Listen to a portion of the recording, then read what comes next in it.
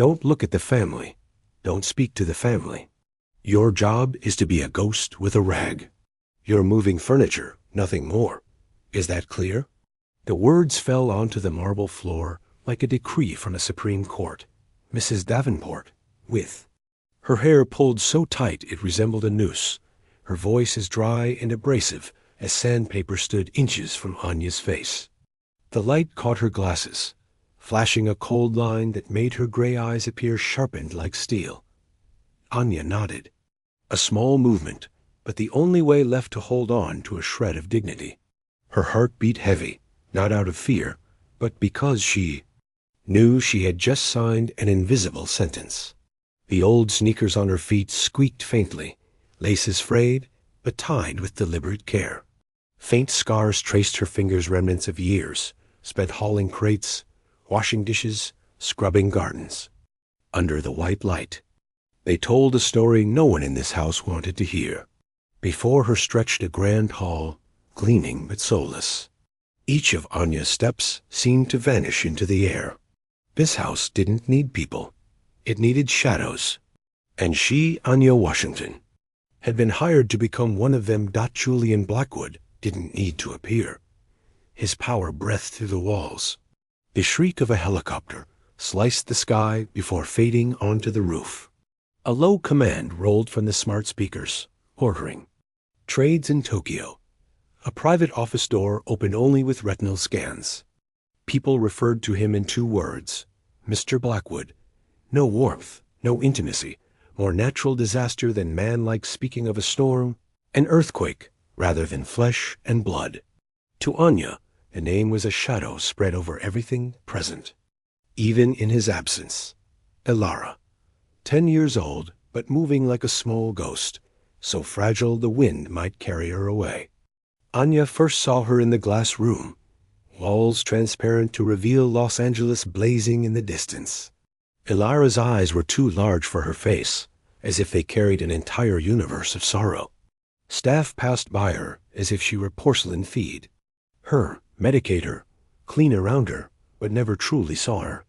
Sickle cell disease had sentenced her body to betrayal, every breath a broken whisper.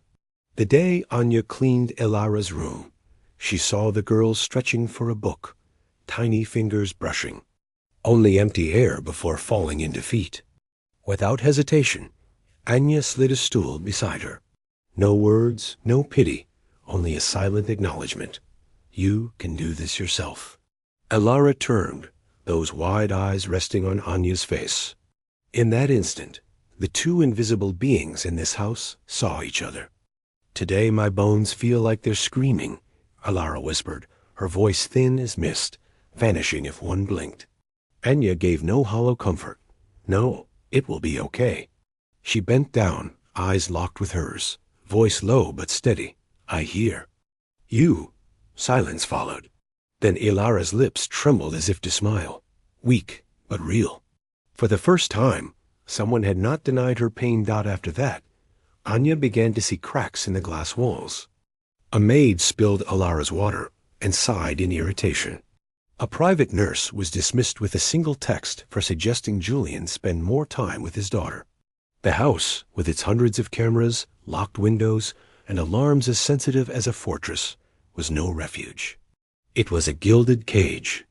Each night, as she bent to polish the black steel spiral staircase, Anya heard a different rhythm, the ticking not of a clock, but of a bomb hidden in the house's heart.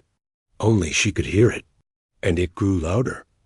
Anya had not come to Bel Air, seeking pity. Her past mother dead young, father gone, jobs stitched together, just to survive, had taught her pity was only another way to look down on someone. She came here to disappear, to trade silence for a roof and a paycheck. But when Elara whispered, "My bones are screaming," everything shifted. Anya realized she was no longer a ghost, at least not in the eyes of that child. And in that moment, she understood. In this house of glass, Elara was not the only prisoner. They all were trapped by a power without empathy. The only difference was who would dare to break the door first. The Los Angeles sky bruised purple, thunder crashing like the drums of an execution. Rain lashed against the glass walls of the Blackwood estate like a whip. All of Billionaire sank into darkness, save for the lightning tearing open the heavens, casting the mansion's reflection as a monstrous beast of steel and glass. Julian Blackwood had already flown away, his helicopter cutting through the storm clouds minutes before the downpour. No farewell, no glance at the daughter he left behind. The house descended into a silence that felt like death. Anya carried a tray of food to Alara's room. The door opened. Empty. The bed is cold. Her heart lurched. A spreading trail of water streaked across the marble floor, leading to the bathroom. Anya burst in. Alara lay crumpled beneath the still running shower, half her body soaked, lips blue as a wilted flower caught in frost. Her eyes rolled upward, each breath rasping like knives slashing the air.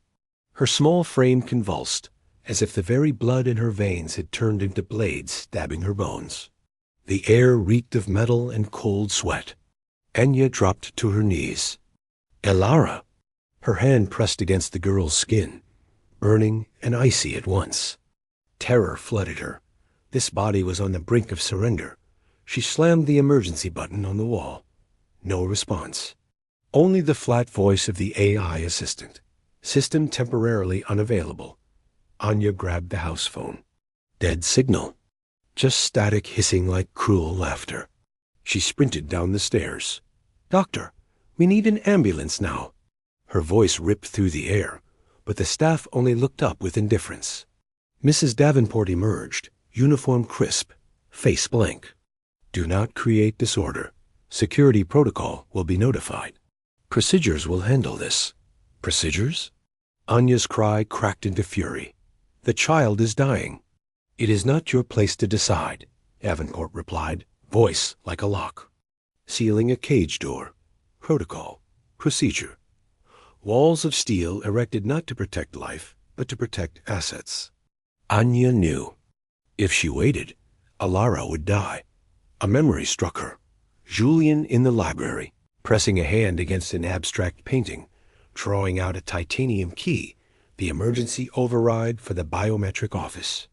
The image flashed like lightning through her. Panic, fear twisted into a cold flame.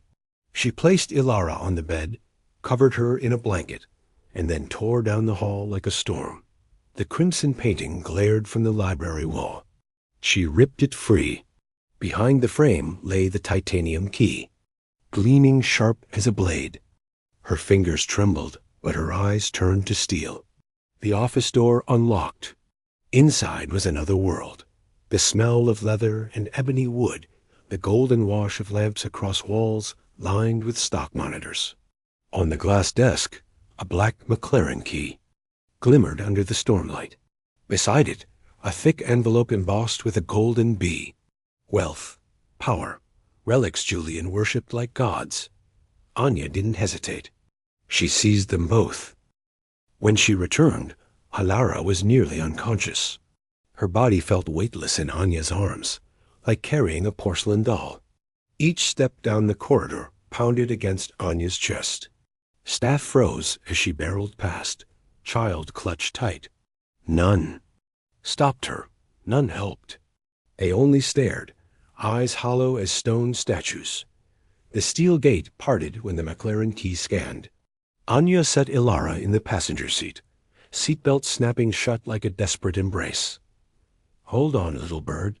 We're about to fly," she whispered, then pressed the ignition. The engine roared awake, a beast breaking chains. The McLaren shot through the gates, tires shredding the rain-slick asphalt. Alarms shrieked behind them, red lights slicing through the storm like the eyes of predators. Anya never looked back.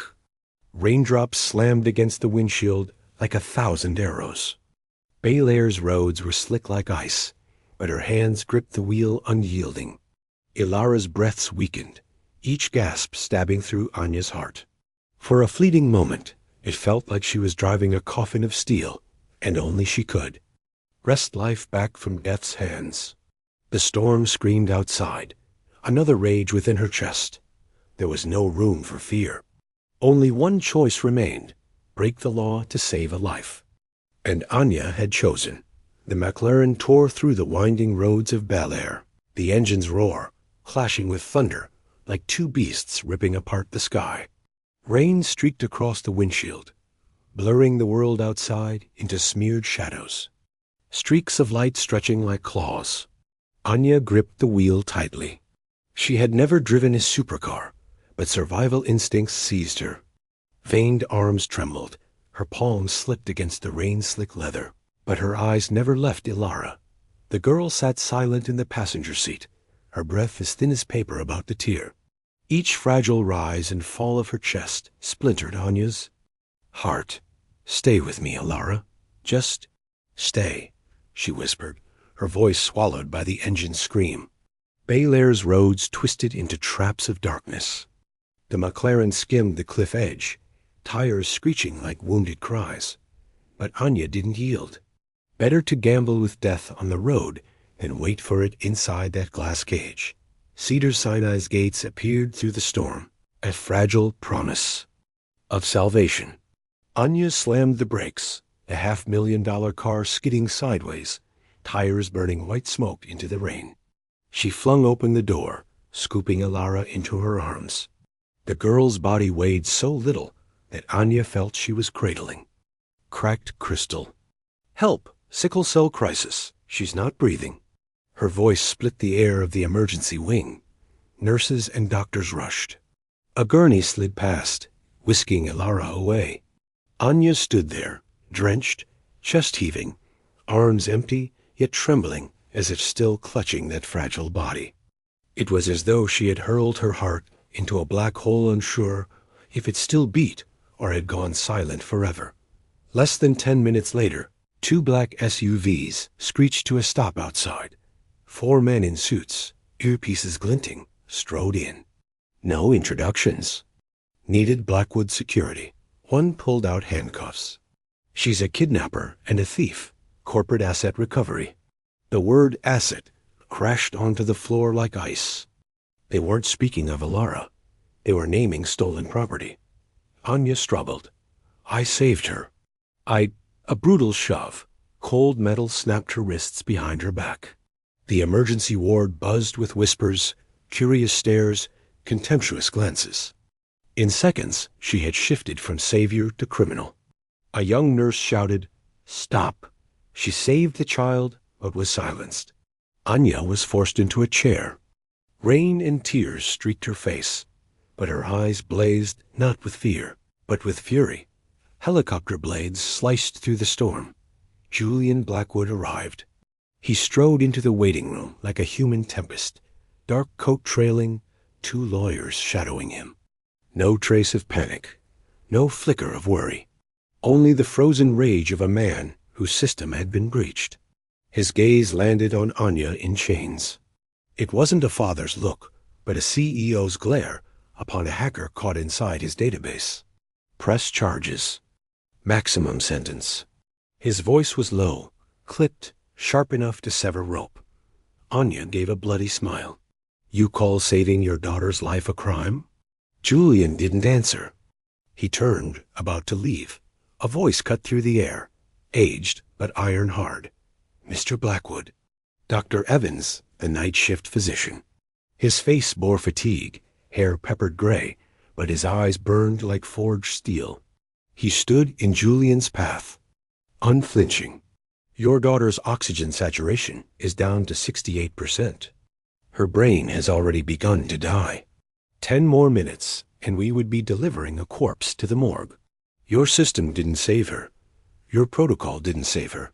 She did." He raised a hand, pointing straight at Anya. "She didn't just break your rules. She broke the laws of physics to get that child here in time. You may call her a thief, a kidnapper.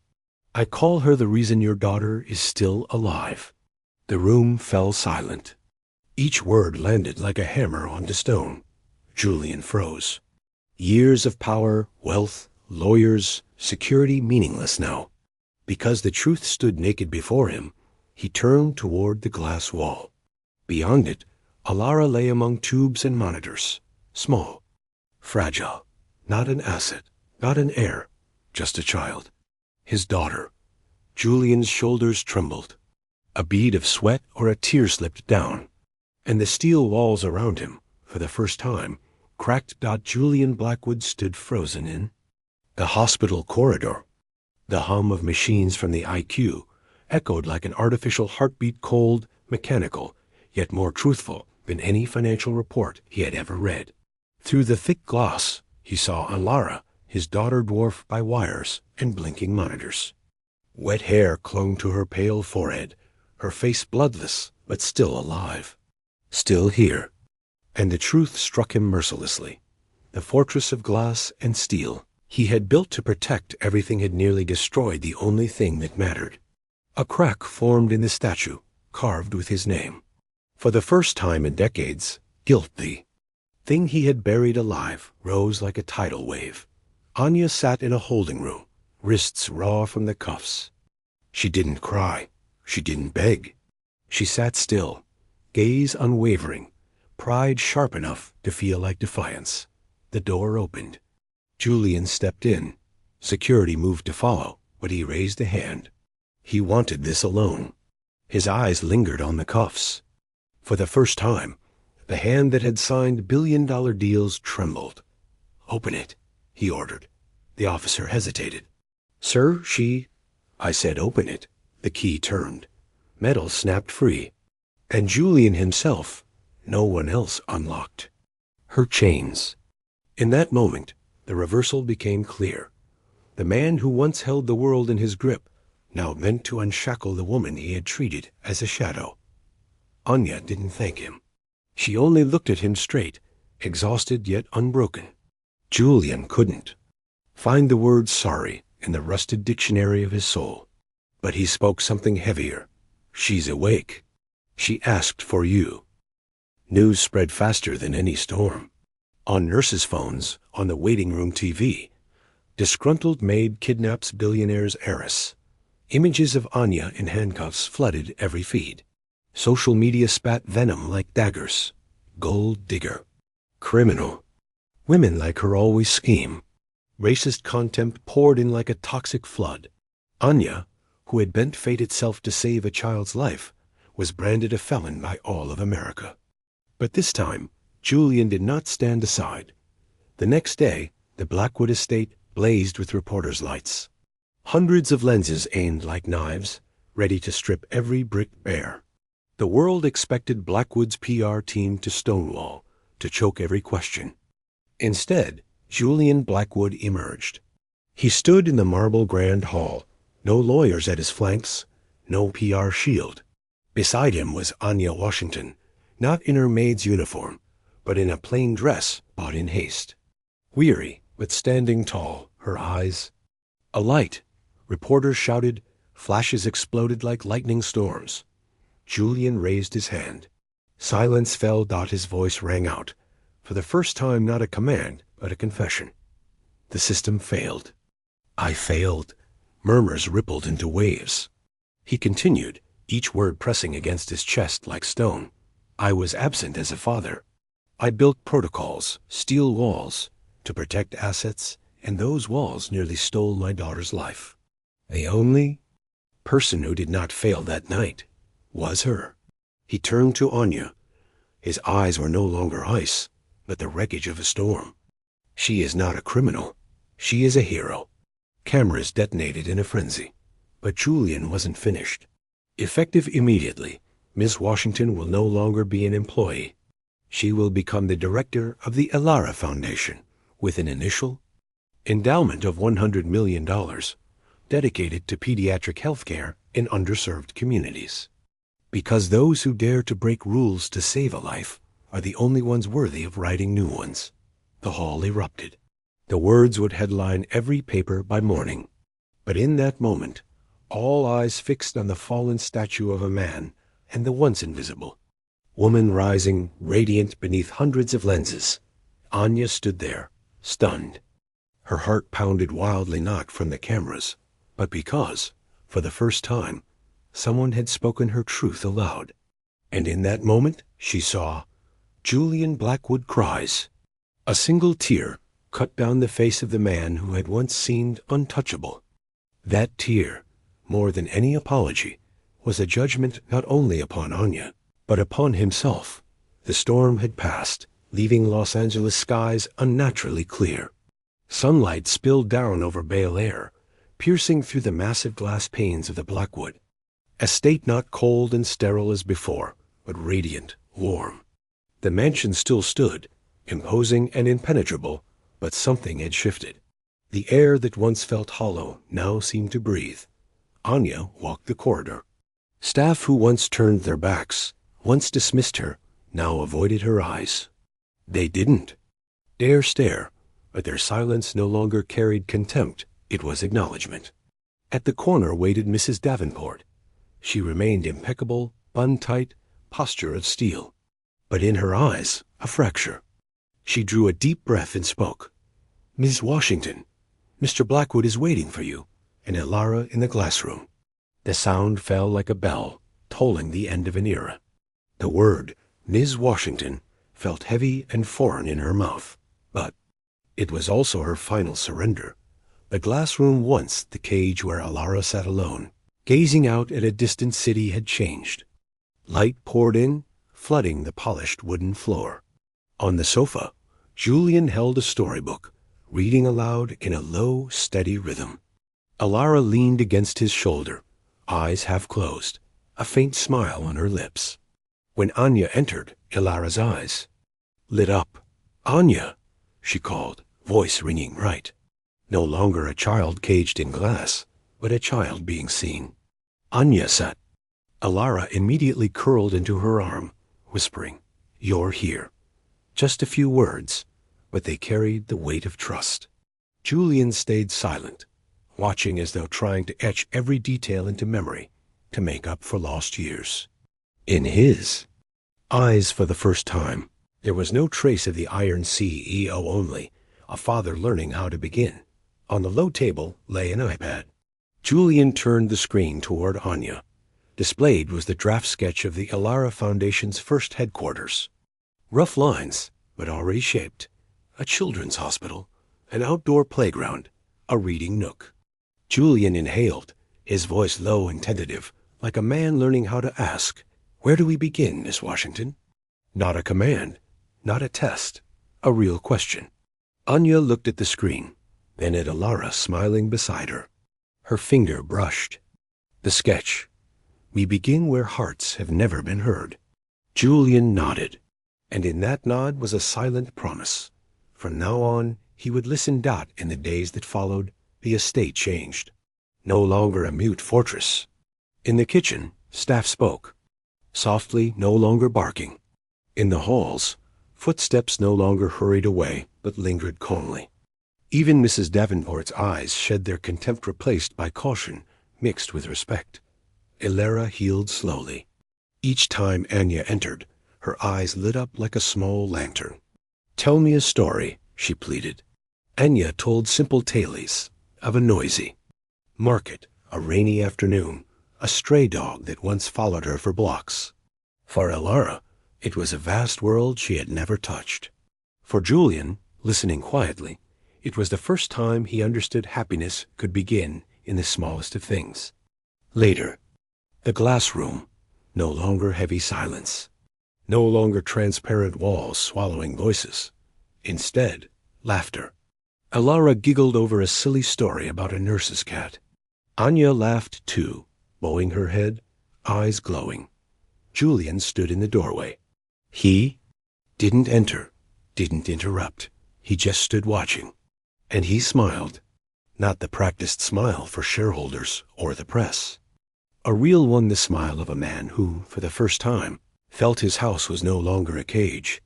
The day Anya first arrived, Mrs. Davenport had called her moving furniture. Now Anya Washington had become the center of the home, the heart of a child, and the awakening of a father once thought unchangeable. She hadn't only saved a life. She had saved all three of them, from the prison of glass and steel, from indifference, from the invisible chains binding their lives. In a world built of glass walls and locked doors, the only key that truly matters is a heart brave enough to break them. You see, sometimes the ones treated as invisible are the very light that can save a family. Anya Washington entered the Blackwood mansion as a ghost, but left it as a symbol of courage and humanity. This story reminds us, power and money can build walls of glass that seem untouchable, but only love and courage can shatter them. And have you ever met someone who seemed small, unseen, yet changed your life forever? Share your story in the comments, because your truth may touch more hearts than you know. And don't forget, share this video, and subscribe to Talk Story. Turn on the bell so you never miss the stories that stir the soul, where together we believe that a brave heart always triumphs over prejudice and injustice.